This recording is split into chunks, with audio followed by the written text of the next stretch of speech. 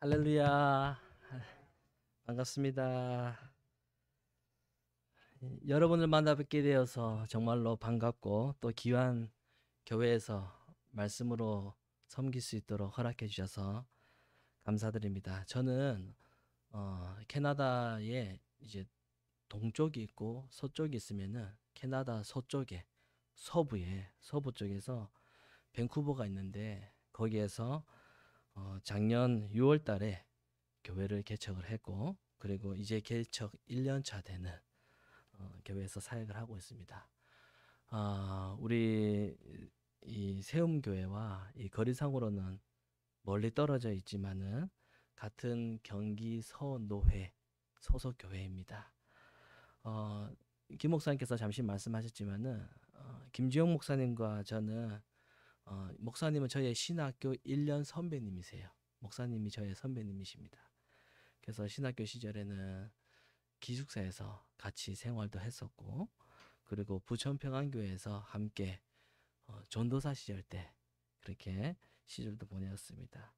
함께 사역하는 동안에 저에게 참 많은 도움을 많이 주셨어요. 많이 가르쳐 주셨고 또 제가 부천평안교회로 또 부교육자로 사역을 하러 갈 때에도 많은 지도를 해주셨습니다. 많은 도움을 해주셨어요.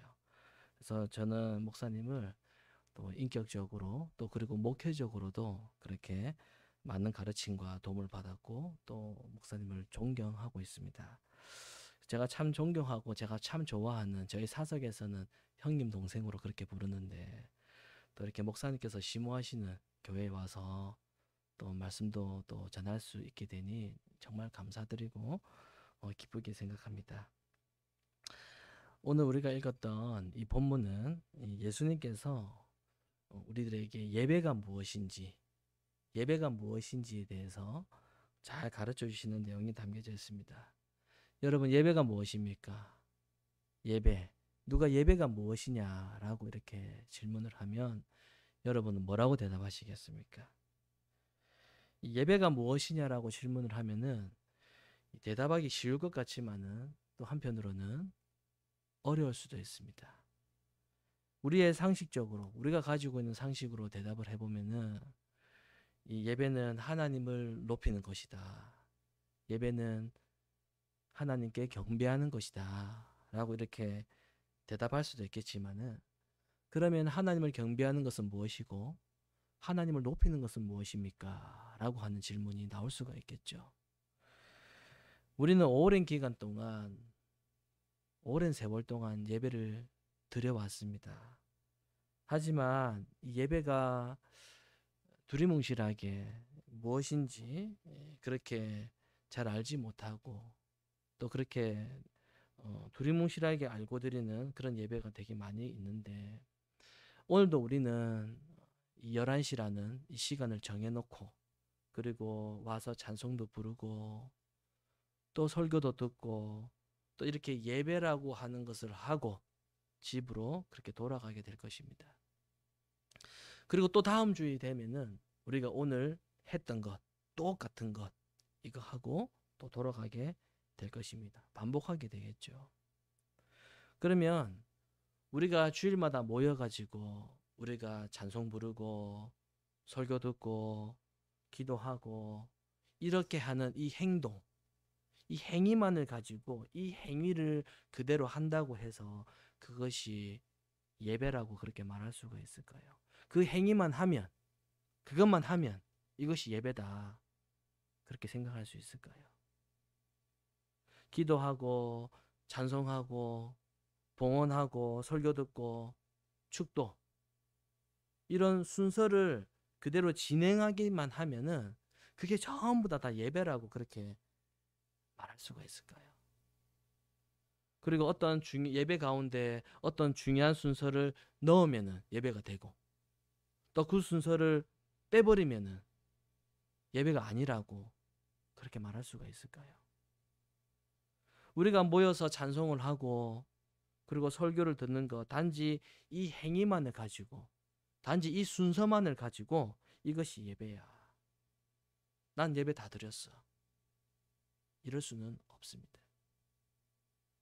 오늘도 우리는 이렇게 예배를 하러 나왔는데 예배를 드리러 나왔는데 이 예배라고 하는 것을 우리가 한번 좀 생각해 보면서 예배가 과연 믿음과 어떻게 좀 연결되어 있고 그리고 믿음이 어떻게 이 예배를 가능하게 하는지 이런 문제에 대해서 좀 생각을 해보려고 합니다. 먼저 생각을 해야 되는 것은 지금 우리는 예배당에 모여 있습니다. 이 예배당에 모여 있는 이 자체가 예배라고 할 수는 없습니다. 모여 있다고 해서 예배라고 할 수가 없다라는 거죠. 예배는 사람들이 모여서 하고 있는 어떤 형식이나 어떤 순서가 아닙니다. 자, 주보를 보시면은 예배 순서를 정해 놨습니다. 교회마다 다 달라요. 저희 교회도 다르고. 그리고 각 교회마다 다 이 순서와 이 형식이 다 똑같은 것은 아닙니다. 시간도 다 다릅니다. 캐나다 같은 경우에는 보통 이 캐네디언 교회를 빌려서 예배를 드리는데 그래서 오전에는 11시쯤에는 캐네디언들이 예배를 드리고 한 3시간 뒤에는 한국인들이 예배를 드리고 또 마치고 나면 또 3시간 뒤에는 일본인들이 와서 예배 드리고 이렇게 다 예배당을 빌려서 예배를 드려요. 그리고 심지어는 저녁 시간쯤에는 인도인들이 와가지고 소수이지만 예배를 드리고 이렇게 합니다. 처음에 캐나다 갔을 때 어떤 한국인 예배가 4시라는 것을 제가 주일 예배가 알고 굉장히 당황스럽더라고요. 한국에서 저녁 예배를 4시에 들어본 적이 있어도 주일 오전 예배를 4시에 들어본 적이 없죠. 오전이니까 당연히 4시가 안 되지 않습니까? 그렇게 예배의 어떤 순서와 형식 그리고 시간 다 다릅니다. 예배를 드리는 시간을 정하고 그러면 예배를 드리는 순서를 정하는 이유가 무엇일까요? 왜 정합니까?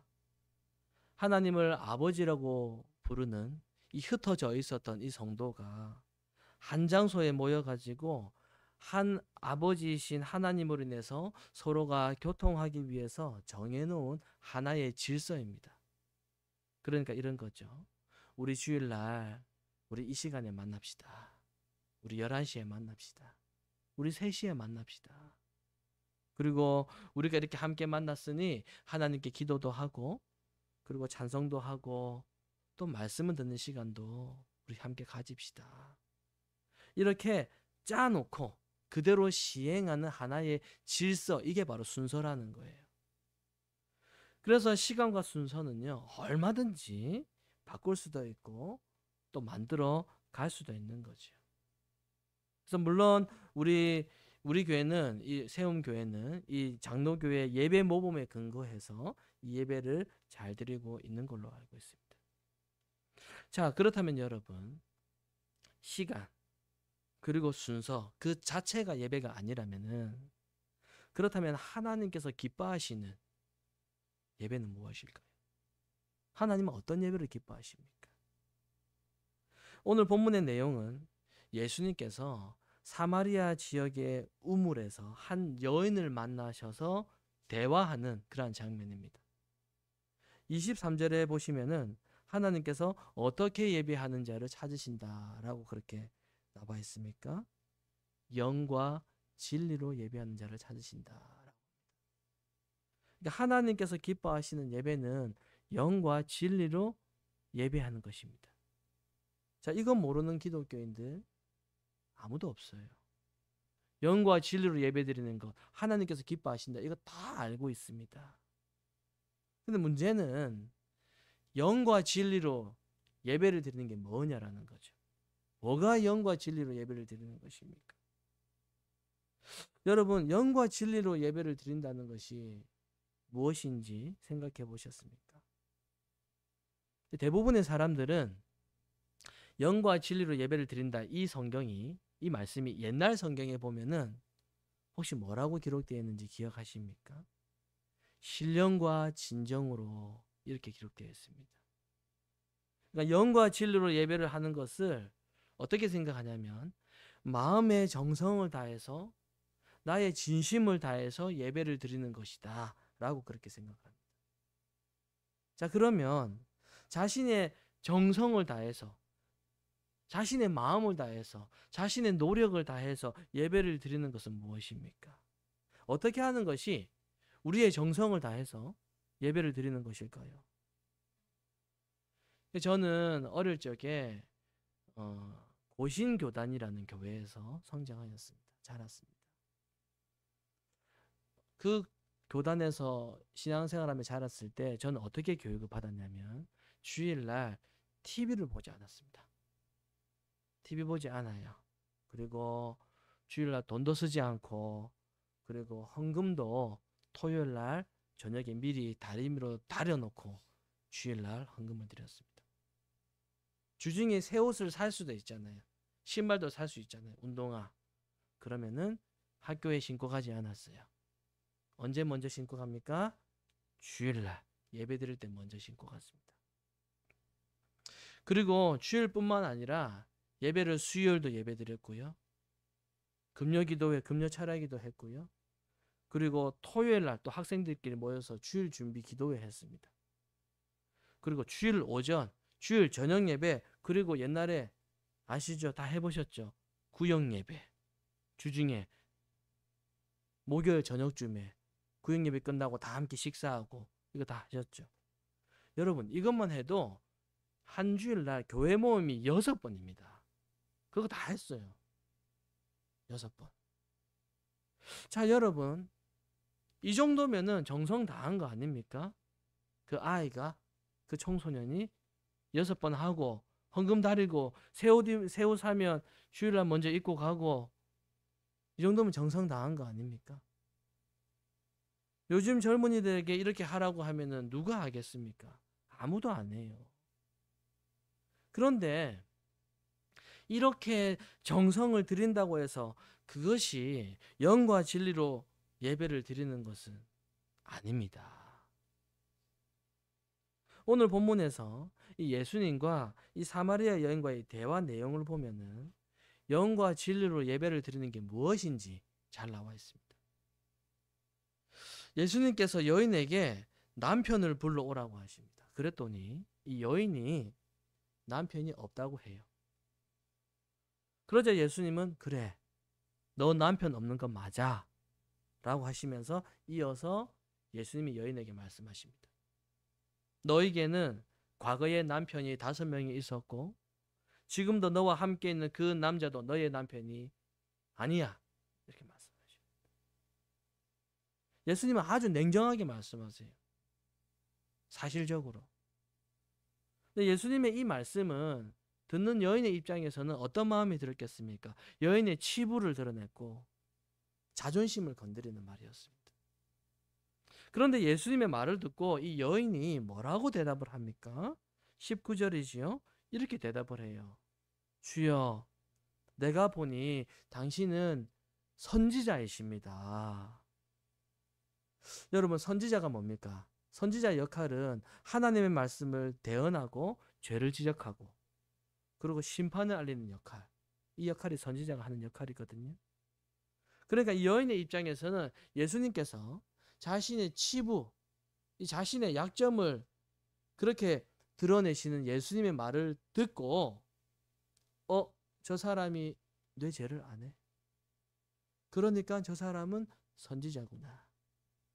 이렇게 생각을 하는 겁니다. 자, 예수님과 이 여인과의 이 대화의 내용을 좀 앞부분을 가서 보면은 이 대화의 시작은 사실은 물에 대한 이야기였습니다. 물.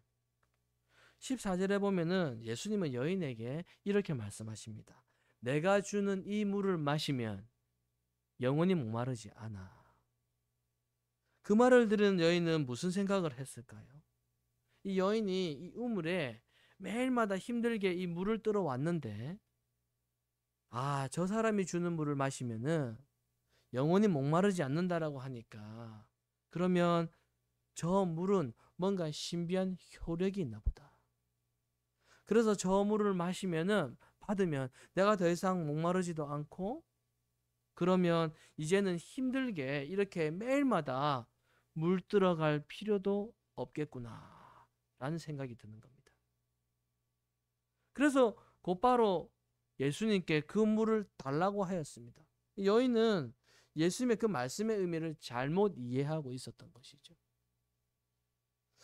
예수님께서 말씀하신 이 물, 내가 주는 이 영원한 샘물은 지금 그런 게 아닌데, 여인은 그 샘물이, 그 물이 마치 자기 인생을 편하게 해줄 수 있는, 이제는 내가 매일마다 힘들게 이렇게 물을 들어가지 않아도 되는 그런 효력 있는 그러한 물로 오해를 한 것입니다.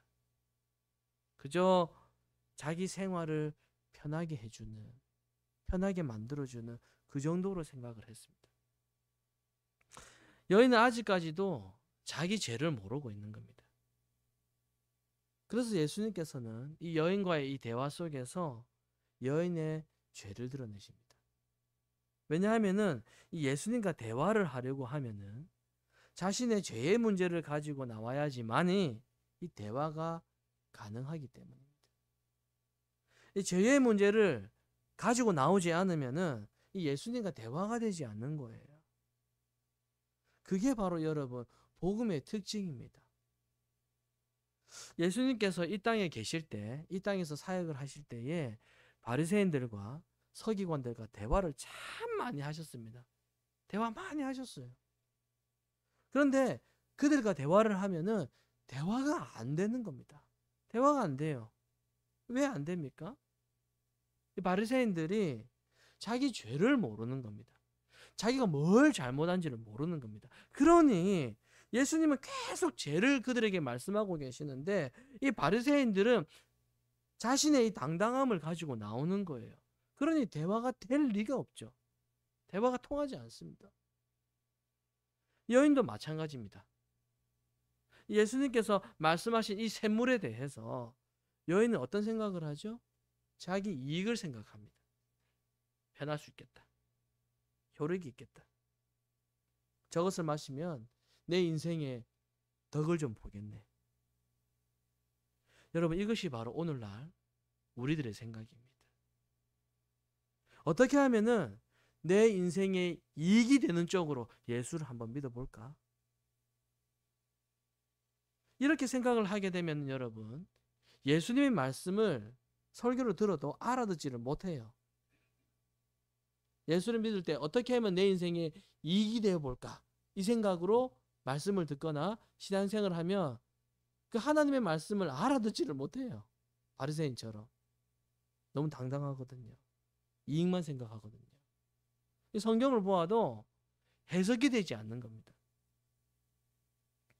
여러분, 만약에 예수님께서 이 여인에게 이 물에 대한 말만 하시고 그냥 그 자리를 싹 떠나셨다면은 여인은 앞으로도 계속해서 예수님께서 말씀하신 그 샘물을 어떻게 생각했을까요? 자기 인생의 이익을 위한 것으로 착각하며 그렇게 살을 겁니다. 그런데 예수님께서는 그 여인을 떠나지 않으시고 갑자기 남편 이야기를 하시면서 그 여인의 죄의 문제를 지적하십니다. 그랬더니 여인의 대답이 제가 보니 당신은 선지자시네요 라고 말하면서 그 뒤에 나오는 것이 곧바로 예배에 대한 문제입니다. 여인은 갑자기 왜 예배 이야기를 하고 있을까요?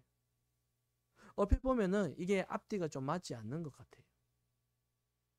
그리고 여인은 난데없이 예배를 드리는 장소를 거론하고 있습니다. 어디 가서 예배를 드려야 됩니까? 물 이야기 하다가, 예배 이야기 하다가, 장소 이야기. 그렇게 물어봐요. 자, 지금까지 이 대화의 내용을 좀 정리해 보면은 이렇습니다. 자, 예수님께서 여인에게 이 남편 이야기를 하시면서 이 여인의 죄를 그렇게 드러내셨죠? 자, 그러면 여인의 입장에서 저 사람이 지금 자기 죄를 이야기를 하니까 어떻게 해야 되겠습니까? 자기 죄가 드러났으니 죄를 해결해야 되지 않겠어요? 그런데 여인은 자신의 죄의 문제를 해결하는 방법을 뭐라고 생각을 했냐면은 예배로 생각을 한 것입니다. 예배라는 이 행위를 해서 자기 죄의 문제를 해결해 보겠다. 이렇게 생각을 한 거예요. 자, 여러분, 오늘날에도 이렇게 생각하는 사람들이 굉장히 많이 있습니다. 아, 내가 예배를 드리면, 내가 예배라는 행위를 하면은 내 죄의 문제가 해결되겠구나. 그렇게 생각을 하는 것이죠. 그래서 여인은 예수님께 얼른 예배 드려야 되니까 장소를 물어봅니다. 주님, 어느 장소로 갈까요? 말만 하십시오. 제가 지금 바로 그곳으로 가서 예배하겠습니다. 그래서 내 죄를 해결하겠습니다. 근데 예수님은 그런 착각을 한 방에 무너뜨리십니다. 자, 우리 21절 우리 다 함께 한번 읽어보도록 할까요? 21절입니다. 시작. 예수님께서 이르시되 여자여 내 말을 믿으라. 이 산에서도 말고 예루살렘에서도 말고 너희가 아버지께 예배할 때가 이르리라. 아멘. 자, 예수님은 예배는 특별한 장소에 가야 하는지 그 문제가 아니라 영과 진리로 드리는 것이어야만 참된 예배다. 이 말씀을 하신 겁니다.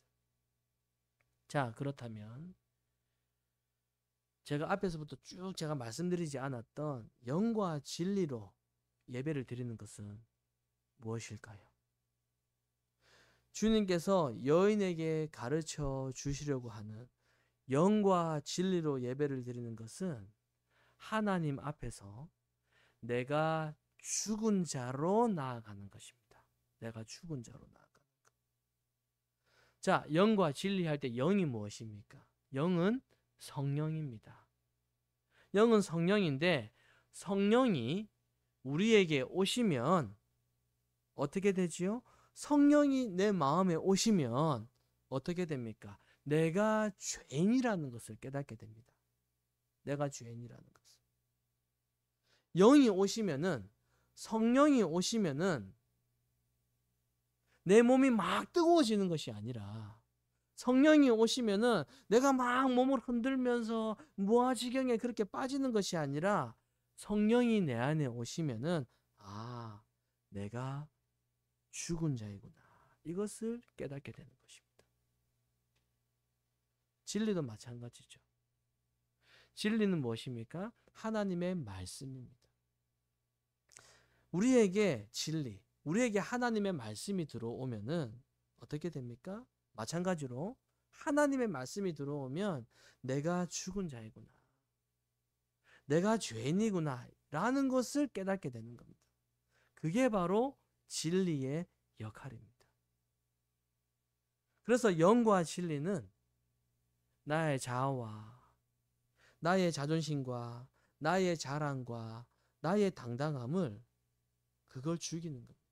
그게 바로 영과 진리로 드리는 예배입니다. 예배를 드릴 때에 예배를 잘 들으면은 나에게 뭔가 좋은 일이 있고, 예배를 잘 들으면은 내가 원하는 것이 이루어진다라는 그런 자세가 아니라 예배라고 하는 것은 내가 죽은 자로 인정을 하는 것. 이런 자세가 예배다운 예배가 되게 하는 것입니다. 예수님께서 이 여인에게 말씀하고 계시는 것이 바로 이겁니다. 여기저기 장소가 중요한 것이 아니야. 너는 죽은 자야. 그것을 먼저 알아야 돼. 내가 너의 죄를 보여줬잖아. 내가 죄인이라는 것을 알고 시작하는 것. 자기가 어떠한 존재인지를 알고 시작하는 것. 그것이 바로 믿음의 첫 번째 단추입니다. 오늘날 많은 기독교인들이, 많은 현대 기독교인들이 예배를 드릴 때에 하나님 앞에 나올 때에 내가 죽은 자로 시작하는 것이 아니라 처음부터 구원받은 자로 시작해버리는 것이, 그런 경향이 굉장히 많이 있습니다. 죽은 자로 자기를 인정하지 않는데 어떻게 구원이 있을 수가 있겠습니까? 처음부터 구원받은 자인 거죠. 여러분, 죽은 자는요, 아무것도 할 수 없는 상태입니다.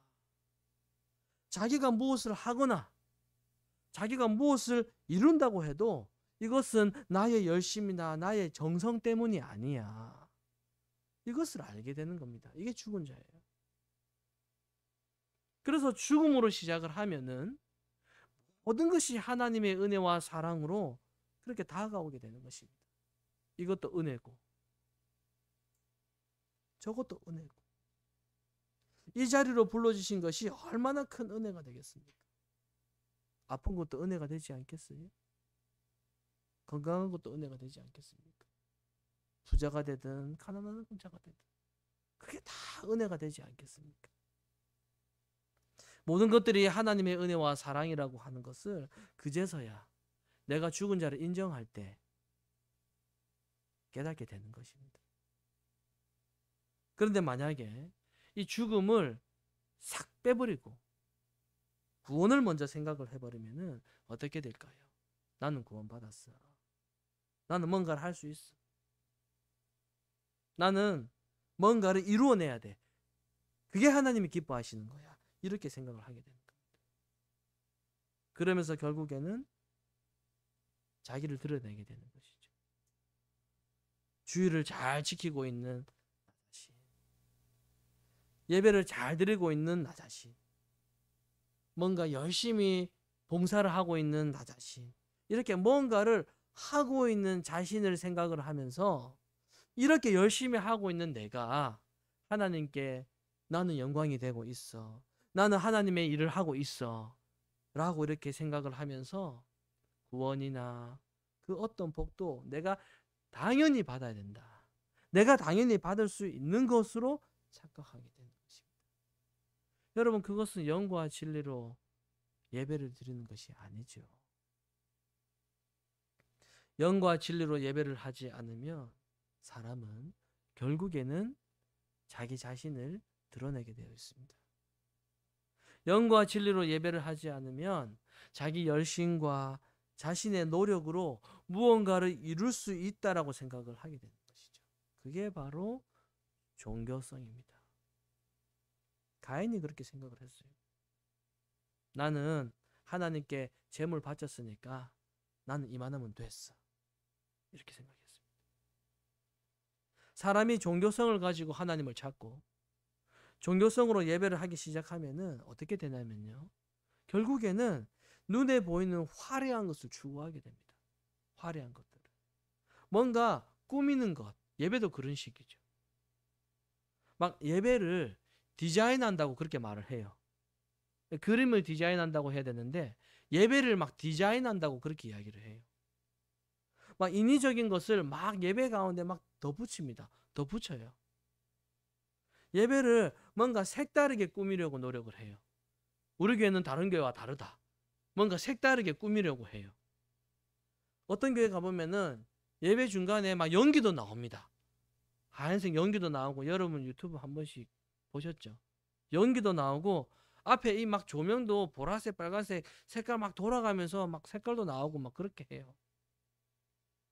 막 악기와 막 여러 가지 음악을 가지고 자극을 주면서 예배가 뭔가 이 세련되게 보이게 하기 위해서 많은 것들을 교회들이 도입하기 시작합니다. 때로는 막 교회끼리 예배를 가지고 경쟁하면서 자기 교회만이 보여줄 수 있는 독특함을 보여주기 시작합니다. 이렇게 해야 사람들이 많이 온다라는 거예요. 이렇게 해야 사람들이 좋아한다라는 거예요. 이렇게 해야 분위기가 좋다라는 이런 이유를 가지고 예배에 이것저것 막 갖다 붙입니다. 사람들이 이 사람들에게 계속 새롭게 보여줄 것을 교회가 막 연구하기 시작을 하는 거예요. 그게 예배 준비라고 생각을 하는 겁니다. 그게 예배 준비다. 사랑하는 세운교회 성도 여러분, 그렇게 정성을 들이면, 그렇게 노력을 하면은 그게 예배가 될까요? 그게 영과 진리로 드리는 예배입니까? 영과 진리로 드리는 예배는 사람의 정성이 아니고요, 어떤 사람의 노력이 아니고요, 말씀 그대로 성령과 진리로 드려지는 예배임을 믿으시기를 바랍니다. 내가 드리는 게 아니라, 예배는 내가 하는 것이 아니라 성령과 진리로 인해 드려지는 예배라는 것입니다. 하나님은 그렇게 예배하는 자들을 찾으십니다. 여기서 하나님이 찾는다, 그렇게 예배하는 자를 찾는다라고 하는 이 의미는 너 이렇게 예배해, 그게 아니라 성령과 진리가 너를 그렇게 예배하도록 내가 만들 거야. 그게 내 백성이야. 그런 의미가 되는 것입니다. 우리가 하나님께 영광이 되려면은 뭘 하는 게 아니라 내가 먼저 죽어야 됩니다. 바리새인들도 하나님께 영광이 되려고 했어요. 기쁨이 되려고 했습니다. 그런데 안 되는 이유가 뭡니까? 자기를 죽은 자로 생각하지 않았기 때문에. 죽은 자로 생각하지 않는 거예요. 당당한 겁니다. 에베소서 말씀해 보면은 하나님께서 우리를 왜 부르셨다라고 나옵니까? 하나님께서 우리를 부르신 이유는 자신의 영광을 위해서 택하고 부르셨다, 이렇게 말씀하고 있거든요. 무슨 뜻입니까? 하나님께서 우리에게 내가 너를 그렇게 불렀으니까 너 나에게 영광 돌려, 이런 의미일까요? 그게 아니죠. 모든 것은 하나님이 하시는데 하나님의 영광을 위해서 하나님께서 우리를 도구로 삼아서 하나님이 직접 일하신다, 바로 이런 의미입니다. 그것을 위해서 하나님은 우리를요 계속 죽이시는 겁니다. 계속. 무엇으로? 영과 진리로. 죽이신다라고 하는 것이 뭐 목숨을 탁 끊는다, 그런 것이 아니라 나의 죄를 보게 하심으로써 우리가 죽은 자라는 것을 드러내신다. 그게 바로 생명이 되시는 예수님의 은혜만을 바라보게 하시는 것입니다. 그게 바로 하나님께 영광이 되는 그런 예배입니다. 이제 말씀을 마무리하도록 하겠습니다. 오늘 주님께서는 사마리아 여인에게 죄를 드러내시면서 하나님께서 기뻐하시는 예배가 무엇인지 알려주셨습니다. 영과 진리로 드려지는 이 예배는 사람의 열심과 어떤 사람의 정성으로 드리는 예배가 아니라 하나님 앞에서 죽은 자로 나아가는 것이고, 그리고 하나님은 그렇게 예배하는 자를 찾으신다라는 것, 그게 바로 참된 예배입니다. 여러분, 우리가 인생을 살아가다 보면 힘들 때가 많이 있습니다. 계획대로 되지 않고, 그리고 낙심되는 일이 많이 있고, 때로는 이 하나님의 은혜가 희미하게 느껴질 때가 많이 있습니다. 과연 하나님이 나와 함께 하시는 게 맞나? 희미하게 느껴질 때가 많이 있어요. 그럴 때에 교회 성도가 함께 모여서 기도도 하고, 그리고 서로 격려하고 또 위로하고 또 서로의 그 짐을, 무거운 짐을 함께 하기 위해서, 그리하여서 주를 향한 한 방향으로 나아가기 위해서 하나님은 우리를 예배하는 공동체로, 교회로 그렇게 부르셨습니다. 교회는요, 하나님께 이 예배하는 모임은 바로 죽은 자들이 함께하는 모임이 되어야 됩니다. 우리가 서로 죽은 자가 되어서 그러한 존재로 우리가 모이게 되면은, 여러분, 우리가 만나면 우리 입술에서 무슨 말이 나오겠습니까? 내가 십자가에서 은혜를 경험한 것, 이런 말이 나오겠죠. 하나님의 은혜, 감사했네요, 이런 고백이 나오는 것입니다. 오늘 말씀에 나타난 이 영과 이 진리는요, 우리를 그리스도의 십자가로 이끌어가고요, 십자가 앞에 세워서 우리가 누구인지 보게 하시고, 내가 바로 죽은 자라는 것을, 죄인이라는 것을 고백하게 만들고, 결국 그 예수님의 은혜가 죽은 자였는데 나를 살게 했어, 이걸 고백하게 하게 되면서 내가 은혜 아래 있게 된 것, 그것만으로도 충분합니다, 이런 고백을 하도록, 그렇게 살아가도록 인도하시는 것입니다. 그게 바로 영과 진리로 드려지는 예배입니다. 오늘 이 말씀을 기억하시면서 바로 이러한 예배가 저와 여러분의 삶 속에 충만하시기를 바라고, 그리고 제가 사역하고 있는 저희 교회도, 또 그리고 우리 세움교회도 우리가 멀리 떨어져 있지만은 우리가 같은 동일한 이 신앙 고백 안에 있는 사도신경을 고백하는 것처럼 공교회로서 우리 교회가 진리의 단단한 이 기둥이 되어 가지고 그 진리가 온 세상에 밝게 비춰지도록 그렇게 든든히 서 가시는 우리 모두가 되시기를 간절히 소망합니다. 기도하겠습니다.